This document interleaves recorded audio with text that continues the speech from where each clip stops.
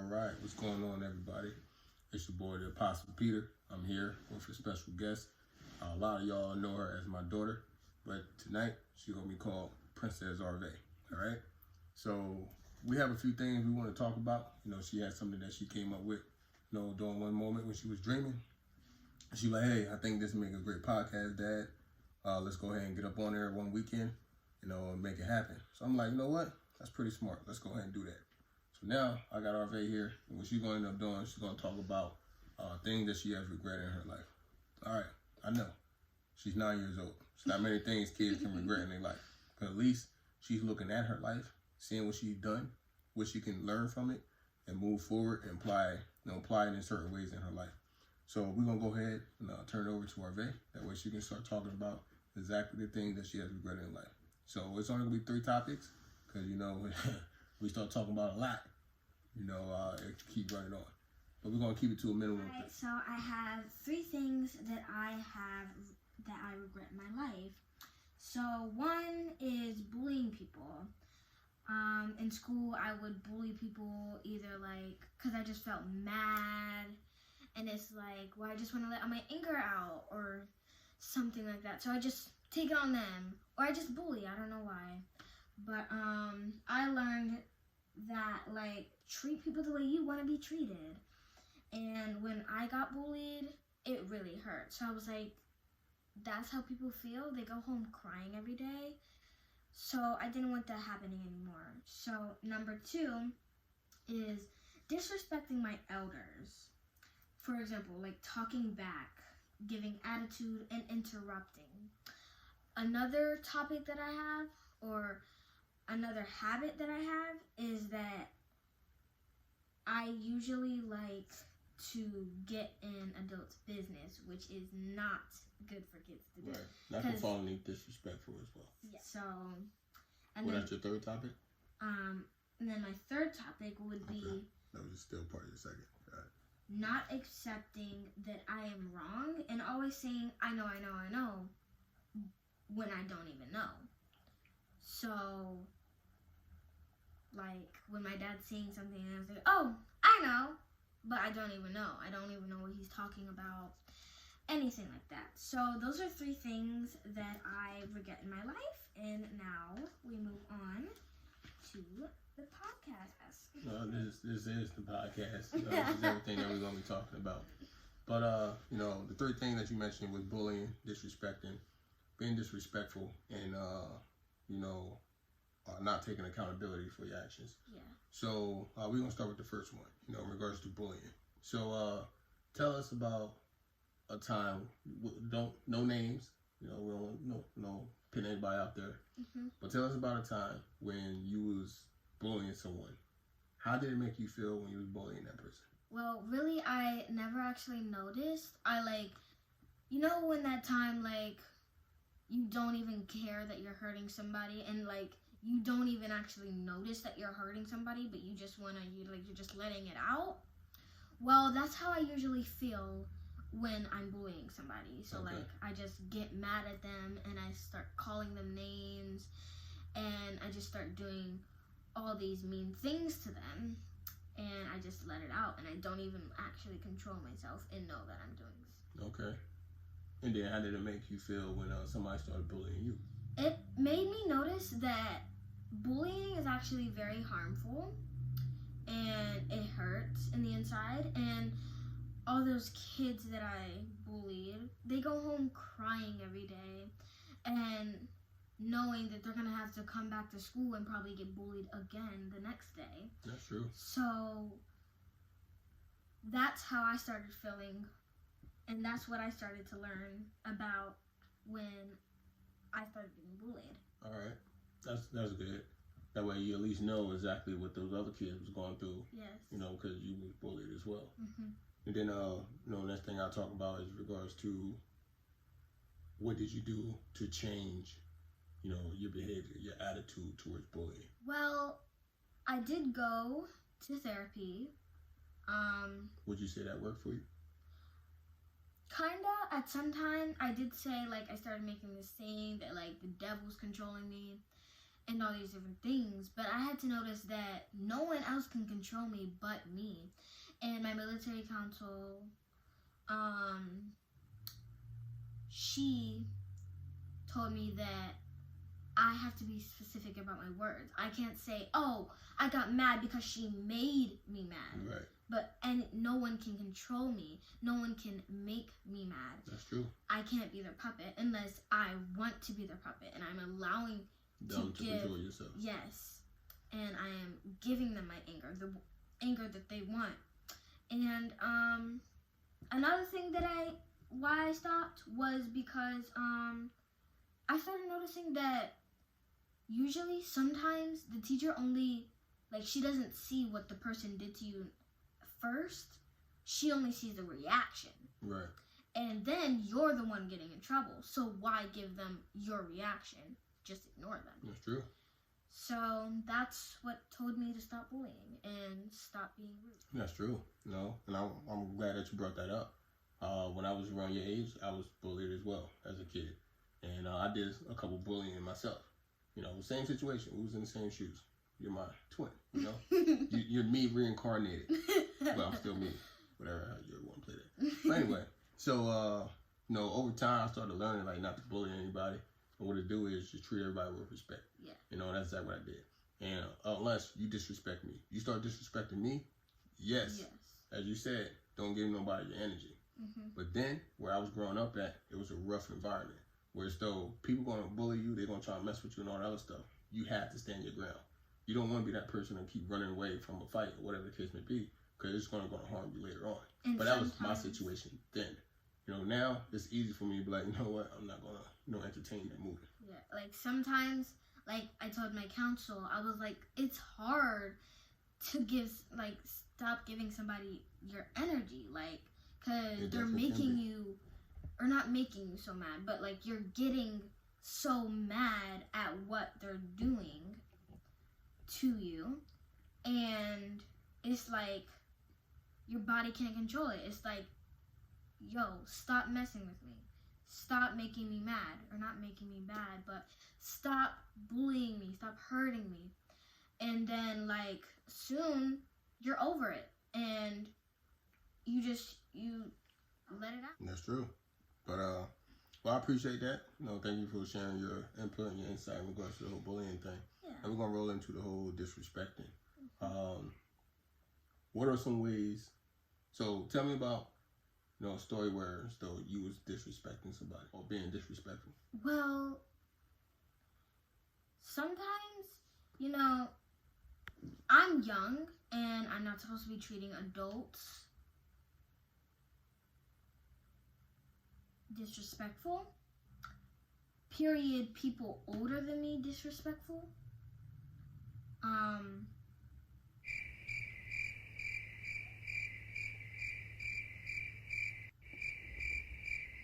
Yeah. Anyone? Oh yeah. Anyone older than me disrespectful. So that does not give me the right to disrespect them. So one of the ways that I really do use a lot of times with disrespecting is I give them a remark. Like, I give them a little mark on my face. I'm like, I give like a eyebrow up at them, An or expression. like, yeah, like, or I roll, expression. yeah, or like I roll my eyes, or like I put a disgusting face at them, and that's something that I use a lot of the time, which, yes, like we're talking about. So so that's true. That is something that can definitely be disrespectful, especially to someone who's your elder. Yeah. Individuals who are older than you. All right, so reverse that. Tell us something in regards to when you was disrespected. When I was disrespected, well, this kind of relates to the little bullying thing. It's just like, yeah, they can go hand in hand. They can go both. Yeah, like somebody disrespect me, like they disrespect my name or something. So, for example, people that don't like me at school, they disrespect my name. They say like, "Oh hey Arv, oh hey Arv, oh hey Avery, Avery, Avery." why are you calling me Avery? Why are you calling me Arv? My name is Arve, so call me Arve. Or don't say it at all if you don't like me. That's disrespecting my name. And my friends, I do like the name Arv, but my friends, I'll let them call me like Vay or something. But Arv and Avery, it's disrespecting my name. So that's one That thing. is a sign of disrespect. You know, especially if you told them straight up, hey, look, this is my name. Don't call me anything outside of that. Yeah. You know, but you also have to understand in regards to that, if you're allowing people to call you Arv, and these kids who probably don't even know you, they hear other people calling you Arv, they probably gonna come up and call you Arv as well, because they think your name is Arv. So they're probably saying it not in a disrespectful manner. They're saying it because they hear other people saying it. So just take that into consideration. Now the whole, was it Art Avery, Arvery, whatever they want to call you? Yeah, that's disrespectful. They haven't seen anybody else calling you that name. Yes. You know, they're just ignorant. You know. And one funny story about my name is when I do say my name Arve to somebody, they think I'm saying Arv. Hey, so they like literally say, "Oh, your name's Arv." I'm like, "No, Arve," but they think I'm saying Arv. Hey, like Arv, I'm saying. hey. Oh, hey, girl. Oh, no, it's Arv. Yes. Thank you for getting it. So that's a funny story about That's interesting. disrespecting. Okay. What are some ways that you feel still that deep down you think you can use to prevent you from disrespecting, individuals, period? Well, following directions when they are told. And doing directions quickly. Not talking back. Letting adults speak, because like if they're speaking to me and I'm like going, that's interrupting the adult, and then the adult gets mad and you're disrespecting the adult. So that's another thing. And then the last thing would be attitude. I heard that part. Yeah. So the whole attitude. Yeah. So that's what I was saying about the face thing. That's that. Oh, I see. That's your attitude. It shows on your face, and that's the thing. In regards to body language. Mm-hmm. You might not verbally be saying, "Oh, I don't like you." I don't care what you're saying, but if your face is scrunched up, like, if you doing all that stuff, but your face is body language. Yeah. Your body is doing all that stuff. It's showing me that you don't care, and that's a disrespect. That's disrespectful in itself. Yes. So overall, that's something that anybody should learn. Try to maintain that, try to control that. Just keep it moving in regards to that. Always respect your elders. Yes sir, no sir, yes ma'am, no ma'am. Even if you don't like them, continue to use yes sir, no ma'am. That way, you giving out the respect. Yes. And you're just moving from there. Then the last one, which I think I like it. Yeah. I love this last topic that you brought up. I use it all the time in regards to my own personal life. But for you as a 9-year-old, soon to be 10, y'all, 10 in a month. So for you as a 9-year-old, and you willing to learn about this, it's going to be huge. It really is going to impact your life later on in life. And that is taking accountability. A lot of people don't know how to take accountability for their actions. For you to sit here on this podcast, and be able to speak and say, I messed up by bullying someone. I messed up by being disrespectful. That's taking accountability for the thing that you've done. And you are willing to take that, understand that, and move forward, to better your life after realizing that. Yes. That's very strong, and that's very deep that you are willing to take accountability. So, like I did on other topics. Yeah. Tell me,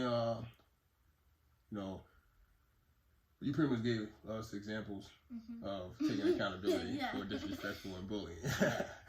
However, give us another example on how someone can take accountability for their actions. Yeah. So, like last week,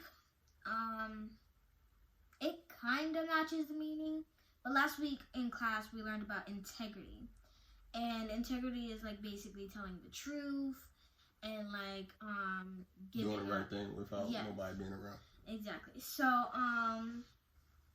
accepting that you're wrong is like basically it is arguing, because like somebody says, oh no, Pluto is a planet, but the other person says, oh no, Pluto isn't a planet.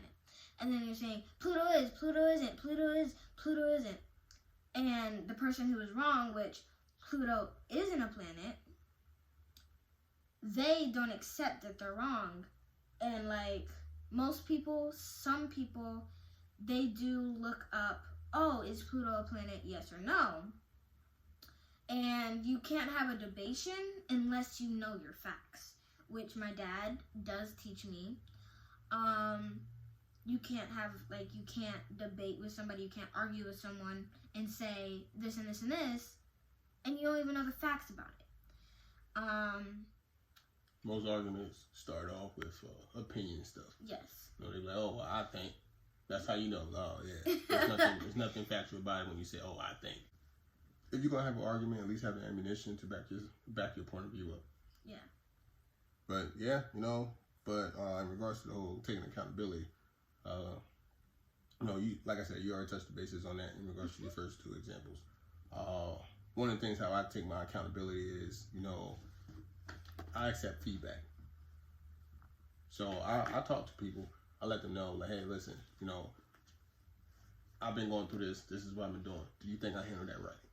Oh, you know, yeah, man, you handled it right. Okay, thank you, appreciate it. Then I go to another person. Hey, man, look, I did this and this. Do you think I handled that right? Nah, man, you should have kind of did this and this. All right, then I go to the third person. If that third person agrees or disagrees and whatnot, I'm like, okay, I'll take all that into consideration. I'm like, you know what? That's right. You know what? It helps me, you know, self-evaluate what I've been doing. Yeah. You know, seeing it through other people's eyes. And they're like, yeah, okay, I understand. Cool, got it. I apply it. Next time a situation like that comes into place, I know how to react to that situation. That way I can be able to move forward better. Yeah. You know? So those are my three examples about disrespecting, bullying, and accepting that you are wrong. True. Well, we greatly appreciate you, Princess Alray, for coming up on the Pierre Sturgis podcast. Mm-hmm. You know, I deeply appreciate you coming on here. It takes a lot of courage, especially for a 9-year-old, to be like, hey, I had a dream. I would like to talk about this. There's probably other people out there who wants to hear this. You know, can we do a podcast? You know, and I was like, yo, that takes a lot. And for you to say, yo, come here, you know, take accountability for your actions in regards to the bullying and disrespectful and stuff like that, that still takes a lot. So, is there any last words you want to say to the people out there? Well, I thank you. And anything that you regret in your life, just know that if there's a problem, there is always a solution. And many people regret so many things in their life. And for example, if you go to jail for robbing a place, and once you get out of jail, will you go back to robbing places? Or will you learn your lesson? Regretting is knowing while you're in jail, really, wow, I messed up. I robbed a place. That isn't good. Well, that's regretting and knowing that you're wrong. So, that's my last words. Thank you for the words of wisdom, young Padawan. All right, but I thank all the listeners out there for tuning in to the Pierre Sturgis podcast. This is Apostle Peter. We're going to be signing